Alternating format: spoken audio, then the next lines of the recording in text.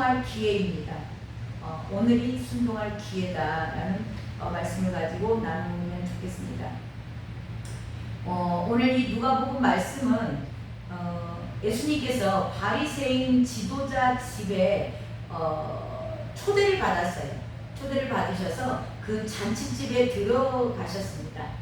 근데 그 초대한 사람의 의도가 실질적으로 정말 예수님을 대접하고 싶어서, 예수님을 존경해서, 정말 예수님을 경외하는 마음으로 이렇게 초대했던 건 아닌 것 같습니다. 앞뒤 문맥으로 봤을 때 이 유대인의 바리새인의 지도자라고 되어 있거든요. 근데 이 바리새인의 지도자는 뭔가 예수님으로부터 색잡고 싶은 거, 이게 이제 뭔가 실수를 하고 뭔가 꼬투리를 잡을 수 있는 그런 거리를 찾기 위해서 초대했지 않았나, 그런 생각이 듭니다. 자, 그런 것들을 주님은 모르셨을까요? 다 아셨죠. 다 아시면서도 예수님은 그 집에 초대에 응하셔서 들어가셨어요. 저 같으면 안 갑니다. 알고는 절대 안 갑니다. 그냥. 네, 우리 주님하고 저하고는 역시나 수준 차이가 납니다. 그래서 저를 절대 믿으시면 안 되고, 저는 절대 이렇게 아는 사람들 집에는 안 갑니다. 나한테 뭔가 목적을 가지고 접근하는 사람들 절대 제가 상종도 잘 안 합니다. 근데 예수님은 예루살렘을 택하셨죠. 이스라엘을 택하셨고 유대인들을 사랑하셨습니다. 그래서 예수님이 그 집에, 그 잔치에 왜 가셨지? 진짜 우리 예수님 알면 안 가셔야지 뭐 들어가셨을까요? 막 이제 제가 그런 생각을 해봤는데요. 한 사람이라도 정말 그 꼴도 보기 싫고 상종도 하기 싫은 인간들 속으로 왜 들어가셨을까? 그 중에서 귀 있는 자, 들을 귀 있는 자 한 사람이라도 깨닫고 돌아오기를 원하시는 그런 하나님의 사랑의 마음이지 않았을까, 그런 생각이 드는 게 이 말씀 그 끝에 가면 어디 가면 나오냐면 14장 맨 끝에 35절에 가면 귀 있는 자는 들을지어다가 나와요. 그래서 내가 이 말씀을 읽으면서 야, 우리 주님의 사랑이구나, 사랑하시기 때문에 한 사람이라도 돌이키고자 그 잔치 정말 먹은 것이 소화가 됐겠습니까? 주여. 아무튼 그런 상황에 그 잔치 현장에서 주님께서 말씀하시는 그 가르침, 교훈이 나와요. 8절부터 보면은 14장 8절부터 쭉 나오는데, 거기서는 이제 끝자리에 앉으라, 그런 내용으로 예수님께서 교훈을 하세요. 가르쳐 주시죠. 그러면서 너희가 잔치집에 갔을 때 막 먼저 가갖고 높은 자리 다 앉고 싶어 하잖아. 근데 높은 자리 앉지 마. 그냥 너 나중에 온 사람이 너보다 더 높은 사람이 와갖고 너 내려오라고 하면 너 좀 부끄럽고 창피하잖아. 그러니까 처음부터 아예 올 때 끝에 가서 앉아. 그러면 밀려날 일이 없잖아. 어차피 끝이니까. 그런 교훈을 하세요. 그러면서 그 말씀의 결론이 11절인데 11절을 한번 보시면, 무릇 자기를 높이는 자는 낮아지고 자기를 낮춰주는 자는 높아지리라, 그렇게 말씀을 하세요. 많은 사람들이 이 말씀을 듣고 이 땅에서 이 모든 것들이 일어날 거라고 기대하고 있는 것 같습니다. 저도 그런 기대를 했었던 것 같습니다. 근데 이게 전반적으로 제가 봤을 때 이거는, 이 결론이 땅에서 받는 게 아닐 수 있다, 땅에서 받는 상이 아니다라는 그런 제 나름대로의 이제 감동이 온 거예요. 자, 이거는 하늘에서 받는다, 하늘의 상이다. 지금 주님이 이제 그 다음 또 것을 보시면 알아요. 자, 그리고 또 이제 그 자기를, 예수님을 초대했던 자에게 주님이 이렇게 얘기를 하세요. 그 12절부터 그게 나오는데, 또 자기를 청한 자에게 시대 그렇게 하면서 그 얘기는 뭔 얘기냐면 너가 잔치집에 초대하는 대상, 초대할 대상에 대해서 얘기를 하는데 그 대상들이 네가 주고받고 네가 한번 대접했으니까 야 오늘은 내가 밥 샀으니까 내일은 네가 사고 막 그래 또 주고받고 하는 할 수 있는 정도의 그런 너와 부류가 같아가지고 예를 들어서 이제 급수가 이렇게 레벨이 같은 거죠. 돈도 어느 정도 있고 뭐 자기 집도 좀 있고 뭐 이렇게 그런 사람들 보통 유유상종이라고 끼리끼리 놀잖아요. 이게 이제 자기를 대접할 만한 그런 사람을 초청할 수 있는 그런 대상을 지금 가르쳐 주는 거예요. 교훈하시는 거죠. 그러면서 그런 사람들 초대하지 마. 그리고 그냥 너한테 네가 대접을 했는데 그 사람은 아무것도 없어서 갚아줄 게 없는 사람. 그 사람들은 갚아줄 게 없으니까 기도만 하겠죠. 그런 사람을 초대해. 그런 사람을 초대하면 나중에 그는 갚을 것이 없기 때문에 하늘에서 너의 상이 클 것이다. 그게 그렇게 보존된다. 라는 그 말씀을 하시는 걸로 비유했을 때 우리 집 끝자리에 앉으라 이것도 이 땅에서 이루어지는 게 아니고 우리가 이 땅에서 겸손하게 늘 낮은 자리에서 섬기고 너희가 큰 사람이 되고자 하냐? 많은 사람의 종이 되어라. 그 말씀과 똑같다. 이것이 다 이 땅에서 너희들이 이 땅에서 상을 받는 게 아니고 이 땅에서 너희들 모든 행한 것들을 하늘에서 상을 받도록 하라. 그 내용을 하나님께서 주님께서 가르쳐 주신 것 같아요. 그래서 저와 여러분에게도 오늘 교훈이신 줄로 믿습니다. 제가 그래서 뭐 없어서 못 갚으죠. 저는 또 솔직히 없어서 못 갚지만 누군가가 이제 저를 섬기고 하신 분들한테 내가 꼭 갚아야지. 그냥 옛날에는 좀 그랬던 것 같아요. 그전에는 제가 그랬던 것 같은데 저도 이렇게 너한테 뭐 받고 대접받는 그런 부류의 사람이 아니다. 그런 성품을 주시지 않고 늘 이렇게 주면 편하는 그런 성품을 주셨기 때문에 제가 줘야 저도 마음이 편한 거예요. 그래서 어느 날 하나님 저에게 받는 훈련을 시키신다라는 그런 생각을 했어요. 왜냐하면 받는 훈련이라고 표현을 하니까 좀 고상하지만 아무것도 없어 거지가 됐어. 그러니까 먹고 살려면 남의 도움 없이는 살아갈 수가 없는 상황을 만들어 가는 거죠.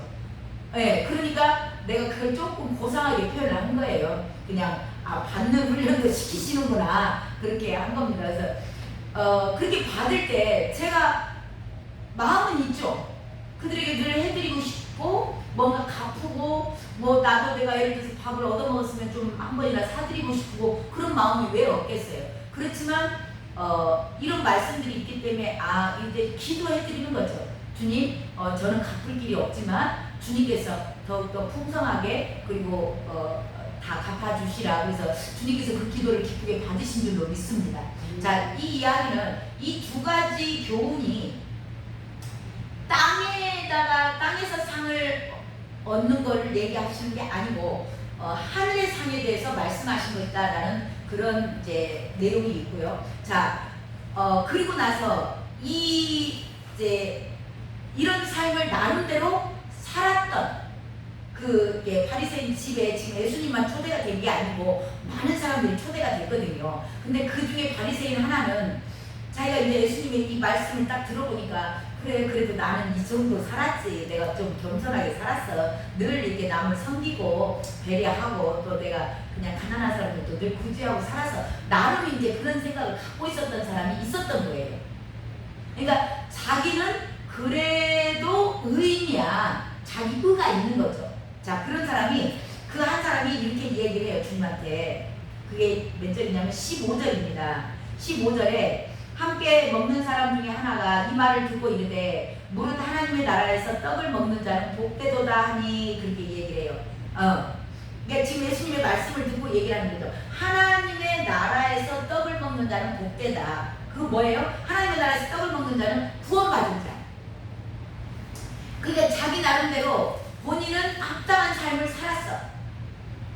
그러니까 자기가 그 하나님 나라에서 떡을 먹기에 합당한 자로 본인을 여기기 때문에 이런 말을 하는 거예요. 복되다라고 얘기를 해요. 그랬더니 주님께서 오늘 본문의 말씀입니다. 그 말에 이어서 주님께서 이게 정리정돈, 그 다음에 그렇지 않으면 이제 뭔가 듣고 깨달을 수 있도록 아주 쉽게 이해도가 높게 지금 잔치집에 가셨잖아요.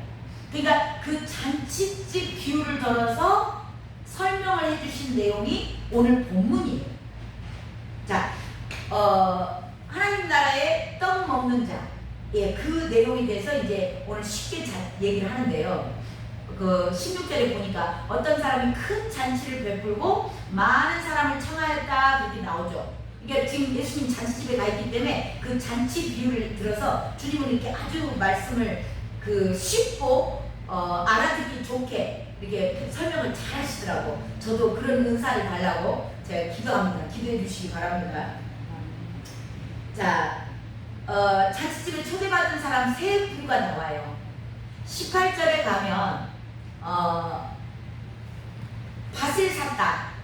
밭을 산 사람. 근데 초대를 했는데 이들이 이제 오소서 그랬잖아요. 다 준비됐습니다. 이제 오시기만 하면 돼요. 그랬더니 3명의 그 초대받았던 사람이 나오는데 그 3명이 다 일치하여 사양한다고 해요. 못 간다 그래. 3명이 다. 그러면 이 3명은 밭을 산 사람이 있고, 뭐 또 소를 사서 소 시험하러 가는 사람이 있고, 장계 간 사람이 있거든요. 이 세 부류는 우리에게 꼭 이 사람들만을 얘기하시는 건 아닌 거예요. 이 세 부류는 우리의 전체적인 것, 그것의 대표성을 나타내는 겁니다. 그러니까 땅에서 이루어지는 모든 것의 대표성, 땅의 일이에요. 자, 이들이 일치하여 사용하거든요. 사용하는데 18절에 가면 밭을 산 사람은 뭐라고 얘기를 하냐면 첫컨대 나를 양해하도록 하라. 내가 잔치집에 못 가게 생겼어. 이스라엘의 잔치에 그 문화적인 게 뭐가 있냐면 잔치를 한 번 초대하지 않아요. 미리 초대를 다 해요. 그리고 지금 이 이야기는 뭐냐면 한 번 초대를 하고 나서 그 다음에 이제 다 준비해 놓고 다시 또 오라고 얘기하는 거예요. 2번 초대장을 보내거든요. 그러니까 한 번 이미 이 사람들은 초대장을 받았고 이제는 잔치가 곧 시작이 될 때가 됐으니까 이제는 오기만 하면 돼요. 오세요. 그러니까 2번 초대를 받은 게 이제 그들이 그 전에 예를 들어서 나는 못 간다 했으면 뭐 미리 연락을 주든가 그랬을 건데 이분들은 뭐 그런 연락이 없었던지 했겠죠. 근데 갑자기 딱 닥쳐서 오라 그러니까 밭산 사람이 미안해 그러는 거예요. 나를 양해하도록 하라. 청건데 나를 양해하도록 하라. 미안해. 어떻게 해. 이해해줘. 내가 밭을 샀다니까. 그래서 그 밭에 가봐야 될 것 같아. 그러면서 미안하다고 얘기를 해요. 그리고 19절에 가면 또 소를 5개를 샀음에 소를 시험을 해봐야 된다. 뭐 가서 쟁기질을 하든가 소가 이제 뭐 말을 잘 듣는지 뭐 그런 걸 시험을 하러 가야 된다 이 말이죠. 근데 이 사람도 그렇게 얘기를 하죠. 19절에 보면 청컨대 나를 양해하도록 하라. 너무 미안해. 내가 꼭 가려고 그랬거든. 이번에 꼭 가려고 그랬는데 말이야. 정말 갑자기 사정이 이렇게 막 소를 사게 됐어. 그래서 내가 절대 못 갈 것 같네. 어떻게 해? 막 이제 그러는 거예요. 그리고 이제 세 번째 사람 장계를 갔어요. 그 20절 내용인데요. 거기서는 이 장가간 사람은 미안하단 말도 없어. 당연한 거야. 뭐라 그러냐? 나 장계 갔잖아. 못 가지. 이게 못 가는 게 뭐예요? 이 사람한테는 당연한 거예요. 그게 왜 당연하죠? 우리 율법에 그게 있어요. 장계 간 사람, 이 사람은 당당하게 말하는 게 미안하다는 말도 없어. 야 진짜 못 나 장계 갔는데 몰라? 당연한 거지. 왜냐면 아내를 기쁘게 하라 그게 있어요. 장계 간 사람들. 그래서 장계 간 사람들, 장가 간 사이에는 1년 안인가? 3년 안인가? 그 군대도 안 가, 전쟁터에도 안 보내요. 이게 율법에 있기 때문에 이 사람은 뭐 미안하다, 뭐 사정하고 그럴 필요도 없는 거예요. 왜? 당연하니까. 내가 못 가는 건 당연해. 자, 이 이야기는요. 우리가 초청잔치 초대를 받았을 때 예수님부터 청함을 받았어요. 뭔가 하라는 명령이 떨어졌어요. 근데 못 갈 이유와 핑계와 변명거리가 100가지도 넘어. 이 대표성으로 지금 해놓은 거예요. 나는 이래서 못해. 저래서 못해. 그리고 어떤 사람은 우리 아내가 아파 있어. 내 가족이 우선이지. 내가 그걸 어떻게 가? 당연한 거지. 이 자식이 오래간만에 지금 여름 휴가 내서 왔다니까. 당연히 내가 예배가 문제예요. 그건 당연한 거지. 가족이 우선이라는 거죠.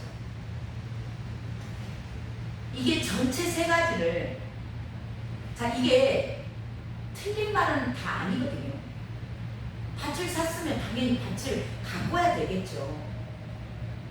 소를 샀으면 소도 시험을 해야 되죠. 장가 들었으면 당연히 아내를 기쁘게 해야 되죠. 같이 있으면서. 틀렸다는 얘기를 하는 게 아니고, 주님께서 지금 하시고자 하는 얘기는 이들이 가지고 있는 가치관을 물어보는 거예요.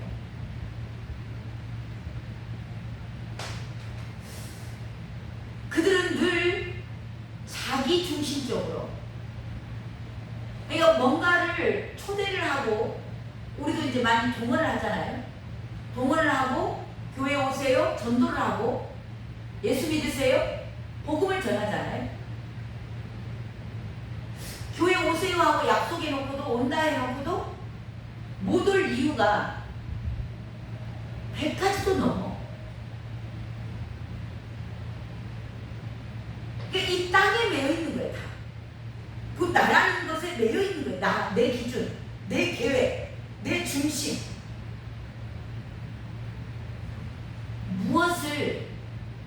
무엇에 가치를 두고 있느냐. 그것을 주님께서 묻는 것 같습니다.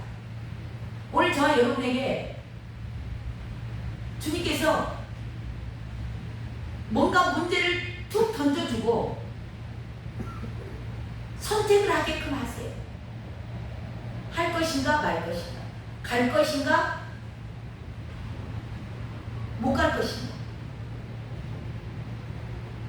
그때의 그 선택의 기준, 그 기준을 우리는 모든 것을, 내가 가치를 두는 것을 선택을 하게 되어 있습니다. 잔치자리보다 내 일, 왕이 초대를 했다고 했잖아요. 그 이미 미리 말씀도 했었고, 근데 그 약속을 지키는 것보다 내가 나에게 당장 떨어진 불, 그게 더 가치가 크다는 거죠. 저와 여러분이 좀 더 이것에 깊이 생각할 수 있는 묵상의 자리가 되었으면 좋겠어요. 자, 이 땅의 것은 풀은 마르고 꽃은 시들어요. 말씀은 영원히 서리라. 이 땅에서 잠시 잠깐 안개와 같이 흘러가는 이 땅의 것들, 그리고 이 땅은 불사르기 임해서 준비되어 있다고 했어요. 이 모든 말씀들이 믿어지면 저 여러분은 잠시 잠깐 안개와 같이 있는 이 나그네의 삶에다가 가치를 두시겠습니까? 아니면 영원한 세상, 세세무궁토록 영원한 하나님의 나라, 거기에 가치를 두고 살 것인지.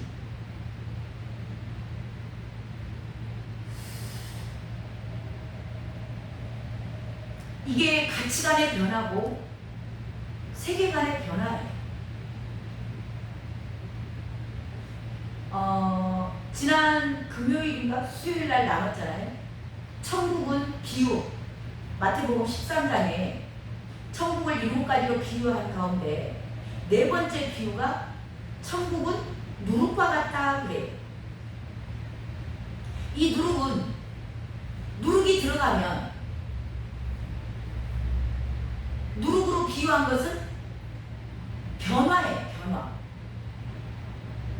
그래서 복음을 만난 사람들, 예수 그리스도를 만난 사람들은 반드시 이 누룩이 들어간 가루 섬 아래 누룩이 들어가면 어떻게 돼요? 가루로 그대로 있어요? 이게 부풀은 거예요. 그리고 성분 자체가 변해요. 밀가루의 성분으로 있는 게 아니고 이제는 발효가 돼서 빵의 성분이 된 거예요. 화학 기호 자체가 다르겠죠. 성분 내면이 변해. 그리고 가루는 부실부실하고 작죠. 근데 형태가 어떻게 돼요? 이렇게 부푼 거예요. 이게 복음이에요. 이게 예수 그리스도. 천국은 이와 같다는 거예요. 그러니까 우리가 주님을 만나면 내 내적인 우리 인간성, 인격이 변하죠. 우리 사도 요한처럼 인격이 변하고 그 우레와 같은 보아너비라는 별명을 갖던 사람이 사랑의 사도로 변해요. 그리고 주님 사랑하기 때문에 주신 사명 다 감당하죠. 친어머니도 제대로 못 섬기는 시대에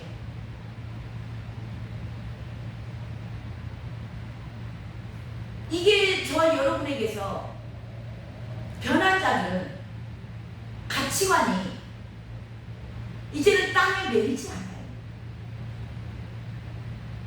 주님이 뭐 좀 하라는데, 사명 주셨는데, 그거요, 내가요, 지금 집에 아이들이 와 있고, 청소도 해야 되고, 또 돈도 벌러 가야 되고, 그래서 직장에도 나가야 되니까 못해요. 그럴 수 있을까요? 없어요. 그럴 수가. 이게 복음이거든요. 그런 자들은 가치관이 달라진 거예요. 속이 변하고 성분 자체가 변하고 형태도 변했어요. 완전 다른 사람이에요.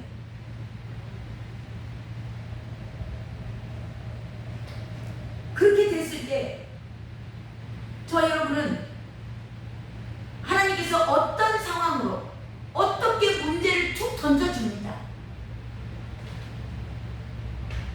이게 기회라고 오지 않고 그냥 던져줘요. 제가 지난번에 자랑을 하는 아이니까 이제 비유를 설명하기 위해서 갑자기 생각이 나니까 말씀을 드리는데요. 주일날 그날 설교가 무리의 식물을 던져라가 그건가 기억된 거죠. 근데 누가 카톡으로 모르는 사람이 장문의 문자가 왔어요. 언제도 한번 그런 적이 저쪽 쌍촌동에서도 있었던 것 같은데, 장문의 문자가 와가지고 자기가 지금 뭐 잊어버렸어요. 뭘 어디 뭐 고시촌인가 뭐 그런 데서 사는데 돈도 없고 또 뭐 밥 얻어먹을 것도 없고, 그래서 이제 쫓겨나가지고 또 자기가 뭐 병원에를 가야 되는데 병원에 갈 돈도 없고 막, 그래서 너무 이제 자기를 좀 도와줬으면 좋겠다 막 그렇게 해가지고 장문의 문자가 왔어. 누군지 모르죠. 성도 모르고 이름도 모르고 그냥 여기 카톡으로 그게 왔어요. 뭘 보고 왔는지 이제 잘 모르죠. 그래서 내가 쌍촌동에서 한번 그런 적 있다고 했잖아요. 그런 적 있어요. 그래서 그냥 그 뭐랄까, 상습법? 상습범들이 있나 보다. 이렇게 유튜브로 이렇게, 그때는 누구 목사님 댓글이 달려 있었어요. 누구 목사님 설교 댓글에서 내가 그걸 보고 이제 그때도 조금 이제 하나님 감동 주셔서 보내준 적이 있었던 것 같아요. 근데 그래서 이분도 그렇게 왔길래 이분들이 좀 이렇게 요새는 고단수 있게 교회를 상대로 목사들을 상대로 하는 그런 분들이 있나 보다. 그렇게 생각을 처음에 했어요. 하고 그냥 덮었죠. 덮고 잠깐 지났는데 기도하는데 그날 그 주일날 말씀이 생각이 나는 거예요. 물 위에 너의 식물을 던져라. 여러 날 후에 찾을 것이다. 그 말씀이 이제 제 삶 가운데 이게 열어지는, 이게 삶에서 이루어지는 건가? 그 생각이 드는 거예요. 다 주님이 주셨겠죠. 그래서 제가 돈을 그때 조금 보냈어요. 3만 원인가? 얼마인가를 보냈어요. 보냈는데 내가 가만히 문자를 다시 읽어보니까 이거 3만 원 가지고 뭐 집세를 내고 뭐 고시원 집세를 어떻게 되고 밥 한 끓이고 뭐다 되겠다, 이제 막 그런 생각이 드는 거예요. 저 3만 원 갖고 뭘 쓰겠어요. 특히 뭐 서울인가 어딘가 기다는데. 그랬더니 또 이제 그런 기도가 된 거예요. 하나님, 이분이 또 연락이 오면 그래요, 나머지 7만 원, 그래도 20만 원은 줘요. 뭘 해줘요. 7만 원 전화가 오면, 연락이 또 오면 제가 7만 원을 더 보낼게요. 그렇게 이제 했어요. 또 그냥 보내기는 그렇고, 아닌 게 아니라 이제는 전화가 왔어요. 카톡으로 보이스톡이 온 거예요. 젊은 남자인데 막 엄청 막 이제 진짜인지 가짜인지 나는 모르죠.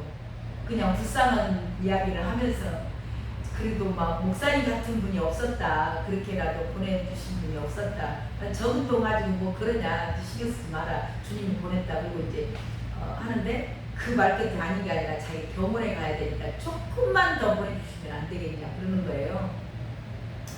이게 주님의 음성이라고 제가 나머지 7만 원을 보내줬거든요.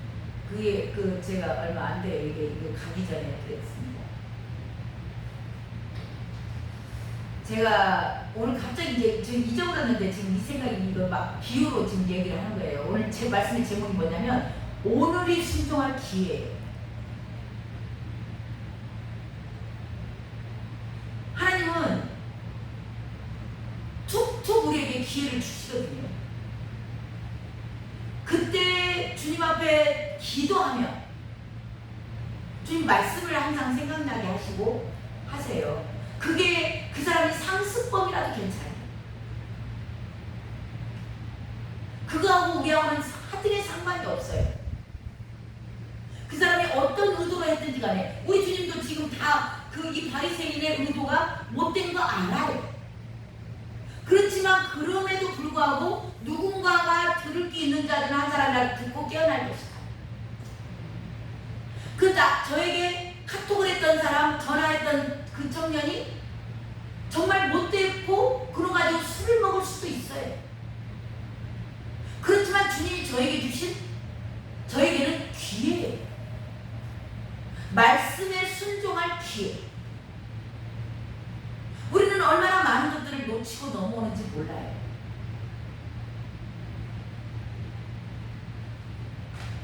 왜요? 가치관이 변하지 않았기 때문에. 늘 내 중심으로, 하나님 중심으로, 나는 하나님의 것입니다. 주여 주님 것이오니 주의 뜻대로 하시옵소서. 사나 죽으나 주의 것입니다. 말은 잘해. 근데 삶에서 그게 순종이 잘 안 돼요. 너무나 많은 경우. 저도 그래요. 근데 주님은 말씀하세요. 오늘이 순종할 기회다.